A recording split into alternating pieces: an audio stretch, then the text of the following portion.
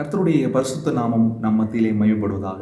இயேசுவின் இன்ப நாமத்தினாலே அநேக நாட்களுக்கு பிறகு வற்றாத நீரூற்று நேயர்கள் உங்கள் யாவரையும் வாழ்த்தி வரவேற்பதிலே நான் மிகுந்த மகிழ்ச்சி அடைகிறேன். 221வது வேத வினாவிடை நிகழ்ச்சிக்கு உங்களை அன்புடன் வரவேற்கிறேன். இந்த நாளில் நாம் படிக்கப் போகிற வேத வினாவிடை பகுதியின் தலைப்பு வேதத்தில் தீவுகள். சமீபத்தில் அந்தமான் நிக்கோபார் தீவுகளுக்கு ஒரு சுற்றுலா செல்லும்படிக்கு ஆண்டவர் உதவி செய்தார். அதை பார்க்கும்பொழுது ரொம்ப சந்தோஷமாக இருந்தது. 4 பக்கமும் நீர்ப்பரப்புள்ள பகுதியைத்தான் தீவுகள் என்று சொல்லுவோம். அந்த வகையிலே வேதாகமத்தில் உள்ள தீவுகளை பற்றி இந்த நாளிலே நாம் படிக்க போகிறோம். சரிங்களா? எல்லா கேள்விகளும் தீவுகள் சம்பந்தமாக இருக்க போகிறது. வேதத்தில் தீவுகள். இந்த நாளின் முதலாவது கேள்விக்கு நாம் கடந்து செல்வோம். பவுலாருடைய ஊழியத்தில் ஏற்பட்ட அனுபவத்தில் ஒரு தீவை சேர்ந்தவர்கள் அவருக்கு மிகுந்த உதவிகளை செய்தார்கள். அவரும் அவரோடு கூட சேர்ந்த அந்த ஊழிய பயணத்திலே ஒரு தீவு மக்கள் அவருக்கு ரொம்ப உதவிகரமாக இருந்தார்கள் என்று வேதாகமத்தில் வாசிக்கிறோம். எந்த தீவார்? இந்த தீவாரை பற்றி நீங்கள் கேள்விப்பட்டிருக்கீங்களா? பவுலுக்கு உதவிகரமாக இருந்த தீவார். அந்த தீவில் தான் இந்த பவுலுக்கு விரியன் பாம்பு கடித்ததாக நம்ம பார்க்குறோம். அந்த மக்கள் உதவி செய்தார்கள். இவர்களுக்கு குளிர் காயும்படிக்கு நெருப்பு மூட்டினதை நம்ம பார்க்குறோம். அது எந்த தீவார் தெரியுமா? யாராவது வேதத்தை பார்க்காமலே கண்டுபிடிக்க முடியுமா? ஓகே, விடை என்பது மெலித்தா தீவு. மெலித்தா தீவு அப்போஸ்தலர் 28வது அதிகாரம் 7வது வசனத்தில் நம்ம பார்க்குறோம். அப்போஸ்தலர் 28:7 இதில் நம்ம பார்க்குறோம். மெலித்தா என்பது பதில். ஓகே, இந்த நாளின் 2வது கேள்விக்கு நாம் செல்லுவோம். இந்த தீவின் மரத்தை பற்றி பேசப்பட்டுள்ளது. ஒரு தீவு, அந்த தீவினுடைய மரம், ஆசூர் மரம் அப்படின்னு ஒரு மரத்தை பற்றி பேசப்பட்டுள்ளது. அது எந்த தீவு? கண்டுபிடிங்க பார்க்கலாம். ஆசூர் மரம் அப்படி என்றால் அந்த ஊர் இந்த மரம் ரொம்ப ஃபேமஸாக இருக்குது அந்த ஊரில், இந்த தீவில். எந்த தீவு அது? ஆஷூர் என்கின்ற ஒரு மரம். அதில் யானை தந்தம் அப்படின்னும் அந்த வசனத்தில் பேசப்பட்டிருப்பதை பார்க்குறோம். முதல் தீவுகள் எல்லாத்தையும் கண்டுபிடிச்சி எழுதுங்க, உங்களுக்கு விடை கண்டுபிடிச்சிடலாம். ஓகே, விடை என்பது கித்தீம் தீவு என்று சொல்லப்பட்டுள்ளது. எசேக்கியேல் 27ஆம் அதிகாரம் 6வது வாக்கியம் கித்தீம் தீவு என்று அங்கே வாசிக்கிறோம். ஓகே, அடுத்ததாக 3வது கேள்விக்கு நாம் செல்வோம். 3வது கேள்வி, இரத்தாம்பரம் இளநீல நூல் இதற்கு ஃபேமஸான ஒரு தீவு. இளநீல நூல், இரத்தாம்பரம், இதற்கு ஃபேமஸான தீவு எது? இந்த தீவை பற்றி பேசும்பொழுது இந்த இளநீல நூல், இந்த இரத்தாம்பரத்தை பற்றி அங்கே சொல்லப்பட்டுள்ளதை நம்ம பார்க்குறோம். எங்கே பார்க்கலாம்? இது 3வது கேள்வி. இளநீல நூல், இரத்தாம்பரம் ஆகியவற்றுக்கு பெயர் போன ஒரு தீவு. ஓகே, விடை என்பது எலீசா தீவு என்று பார்க்குறோம். எசேக்கியேல் 27:7 வாசிக்கிறோம். லீ என்பது நெடில். சரிங்களா? எலிசாங்கிறது பேர், இது எலீசா அப்படிங்கிறது விடை.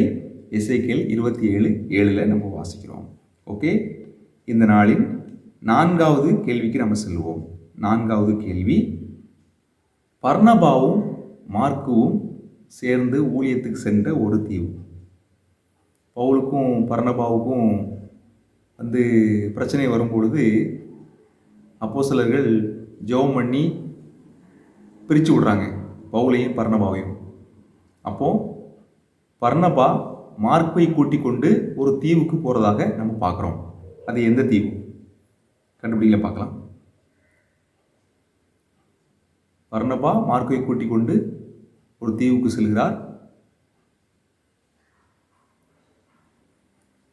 இந்த அப்போஸ்தலர் நடவடிக்கைகளில் தான் நிறைய தீவுகளை நம்ம பார்க்குறோம்.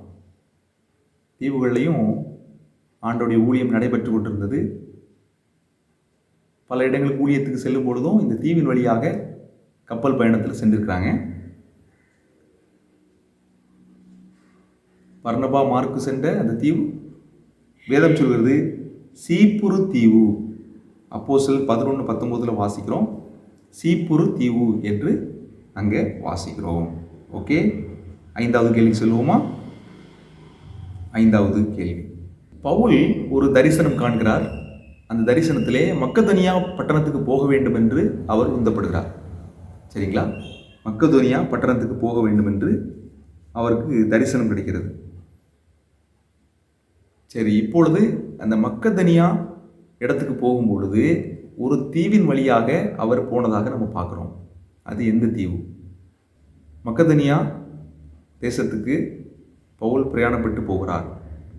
அந்த பிரயாணத்திலே இந்த பவுல் ஒரு தீவின் வழியாக சென்றதாக நம்ம வேதாகமத்திலே வாசிக்கிறோம். அது எந்த தீவு?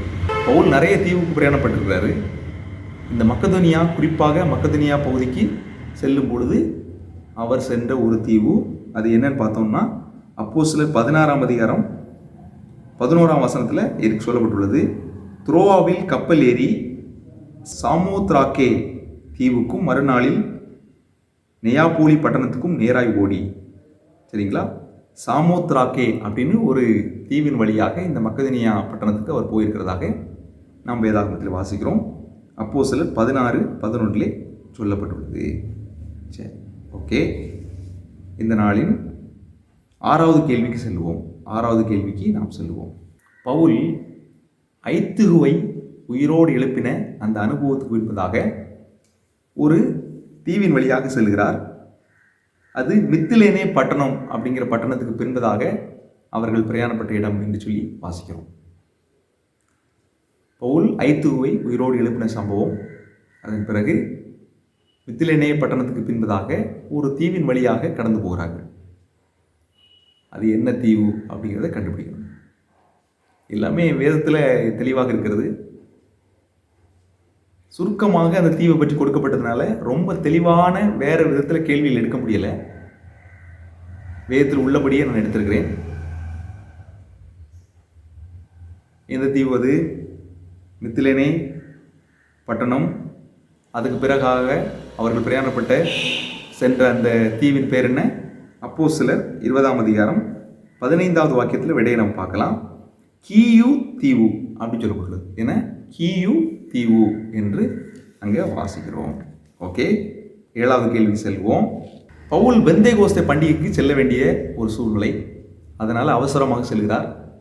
அந்த அவசரத்தின் மத்தியில் ஒரு தீவின் வழியாக கடந்து சென்றார் என்று வாசிக்கிறோம். சரிங்களா? பவுல் பெந்தேகோஸ்தே பண்டிகைக்கு செல்லுகிறார், எருசலேமுக்கு செல்ல வேண்டும். அந்த சமயத்திலே அவர் தீவிரமாக செல்கின்ற வேளையிலே ஒரு தீவின் வழியாக கடந்து சென்றார் என்று நாம் வாசிக்கிறோம். அந்த தீவின் பேர் என்ன தெரியுமா?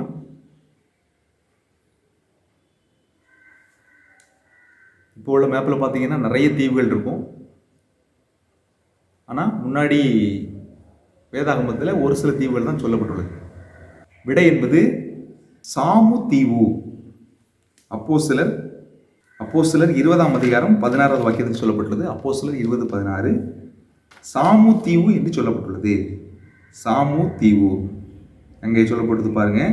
தன் ஆசியாவிலே காலம் போக்காதபடிக்கு எபேசு பட்டணத்தை கடந்து போக வேண்டும் என்று தீர்மானித்ததினால் மறுநாளிலே சாமு தீவு பிடித்து த்ரோயிலியோன் ஊர்துறையில் தங்கி மறுநாள் மிலேத்து பட்டணத்துக்கு வந்தோம் அப்படின்னு சொல்லி அங்கே சொல்லப்பட்டுள்ளது. இதில் என்ன பேர் சொல்லப்பட்டுள்ளது பார்த்தோம்னு சொன்னால் சாமு தீவு என்ற ஒரு தீவை பற்றி நம்ம வாசிக்கிறோம். பவுல் கடந்து சென்ற ஒரு தீவு.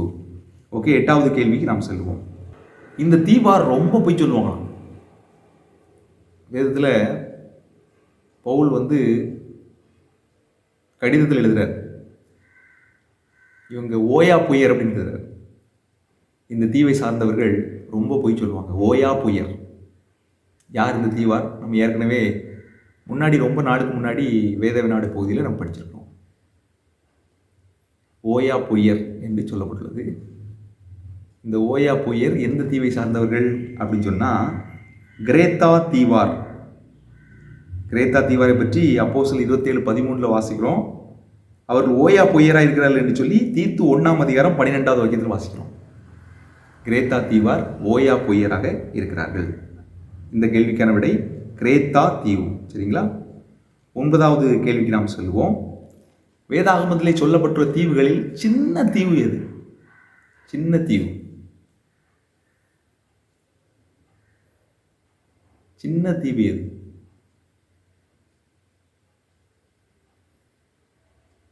சின்ன தீவு. ஓகே, விடை என்பது கிலவுதா தீவு. அப்போஸ்தலர் 27:16 கிலவுதா எனப்பட்ட ஒரு சின்ன தீவு என்று அங்கே சொல்லப்பட்டுள்ளதை நம்ம பார்க்குறோம். ஓகே, இந்த நாளின் கடைசி கேள்வி. ஆண்டவராய் இயேசு கிறிஸ்து வருகையின் போது தீவுகளெல்லாம் இல்லாமல் போயிடும் அப்படின்னு ஒரு வசனம் சொல்லுது. 2 வசனம் முக்கியப்படுத்துது. ஆண்டவர் வருகையில் தீவுகள்லாம் காணப்படாமல் போயிடுச்சு அப்படின்னு நம்ம வாசிக்கிறோம். தீவுகள் அகன்று போகும் அப்படின்னு சொல்லியும் நம்ம படிக்கிறோம். அதுக்கு முக்கியமான ஆதார வசனம் எங்கே இருக்கிறது என்பதை சொல்லணும். தீவுகள் காணப்படாமல் போயிடுச்சு அப்படின்னு சொல்லி நம்ம பார்க்குறோம். ஓகே, விடை என்பது அப்போஸ்தலர் 16:20 வாக்கியத்தில் சொல்லப்பட்டுள்ளதை பார்க்குறோம். தீவுகள் இருக்காது அப்படிங்கிறத நம்ம வாசிக்கிறோம். ஓகே, இதுதான் 10வது கேள்விக்கான விடை. வேதத்தில் தீவுகள் என்ற பகுதியிலிருந்து படித்தோம். ஒரே ஒரு சின்ன ஒரு சம்பவம். நார்த் சென்டினல் தீவு, அங்கே பழங்குடியினர் வசிக்கிற ஒரு இடம். அந்த இடத்துக்கு ஒரு இரத்த சாட்சி ஒருவர் சென்று மரித்த அனுபவ சாட்சியை நம்ம படிக்கலாம். அமெரிக்க தேசத்திலிருந்து 26 வயது உள்ள ஜான் சாவ் என்ற ஒரு வாலிப சகோதரன் தன் வீட்டில் சொல்லிட்டு இந்த தடை செய்யப்பட்ட ஆபத்துக்களிலிருந்து தீவுக்கு சென்று ஆண்டோடைய அன்பை சொல்லணும் அப்படின்னு சொல்லி வந்ததாகவும் அவர் அந்த தீவுக்கு பக்கத்தில் உள்ள ஆட்களோடு பழகி அந்த இடத்துக்கு போவதற்கு உதவி கேட்டதாகவும் பார்க்குறோம். நிறைய பேர் உதவி செய்யலை. ஆனால் ஒரு சில மீனவர்களுடைய உதவியுடன் அந்த தீவுக்கு போக முற்படுறாரு. 2-3 நாள் அங்கே போயிட்டு வராரு. ஆபத்து இருப்பது அவருக்கு தெரிகிறது. அதன் பிறகும் ஆண்டோடைய அன்பை சொல்ல ஆசைப்பட்டு 2018 நவம்பர் மாதத்தில் அவர் போகிறாரு. பார்த்தீங்கன்னா அந்த பழங்குடியினரால் அவர் அம்பு எய்து கொல்லப்பட்டார் அப்படின்னு சொல்லிட்டு அங்கே உள்ள அந்த இரத்த சாட்சியின் அனுபவம் சொல்லப்பட்டுள்ளது. 2018 நவம்பர் மாதம் 17 அந்த இடத்துல அவர் இரத்த சாட்சியாக மரித்தார் என்று ஒரு சாட்சி ஒன்று உண்டு. நீங்கள் சமூக வலைத்தளத்தில் அதை பார்க்கலாம். இந்த இரத்த சாட்சியின் அனுபவம் ஒரு மிகப்பெரிய ஒரு சாட்சி. இது அந்த அந்தமான் நிக்கோபார் பகுதியில் உள்ள அந்த ஒரு நார்த் சென்டினல் என்று சொல்லக்கூடிய அந்த தீவில் நடந்த ஒரு சம்பவம். ஆண்டவருக்காக இரத்த சாட்சியாக அந்த தீவிலே மரித்தார். கடைசி காலத்தில் தீவுகளிலேயும் ஆண்டவருடைய அன்பு சொல்லப்படணும் அப்படிங்கிறது தேவனுடைய நோக்கம். அதற்காக ஆண்டவர் ஊழியக்காரர்களை எழுப்ப வேண்டும் என்று சொல்லி நாம் ஜெபிக்க வேண்டும். கர்த்தர் சித்தமானால் ஜெபத்தோடு நாமும் ஆண்டவர் அனுப்புகின்ற இடத்துக்கு செல்ல வேண்டும். ஆகவே தீவுகளுக்காகவும் ஜெபம் பண்ணுவோம். ஆண்டவருடைய வசனத்துக்காக தீவுகள் காத்திருக்கும் என்று சொல்லி நம்ம பார்க்குறோம். ஆண்டவர் தீவுகளில் அவருடைய மகிமை வெளிப்படுத்துவார் என்று சொல்லி வசனங்கள் இருக்கிறது. அன்பான தேவனுடைய பிள்ளைகளே, வேதத்தில் தீவுகள் என்ற தலைப்பின் கீழாக இந்த நாள் நாம் படித்தோம். அதோடு சேர்ந்து தீவுகளுக்காக ஜெபம் பண்ணுங்க. அந்த இடத்துல ஆண்டவருடைய அன்பு செல்ல வேண்டும் என்பதற்காக தேவன் நம்ம ஒவ்வொருவரையும் ஆசீர்வதிப்பாராக. இந்த நாள் வேத வினாவடி நிகழ்ச்சியில் கலந்து கொண்ட யாவருக்கும் நன்றி. தேவன் தாமே நம்மை ஆசீர்வதித்து வழி நடத்துவாராக. ஆமென்.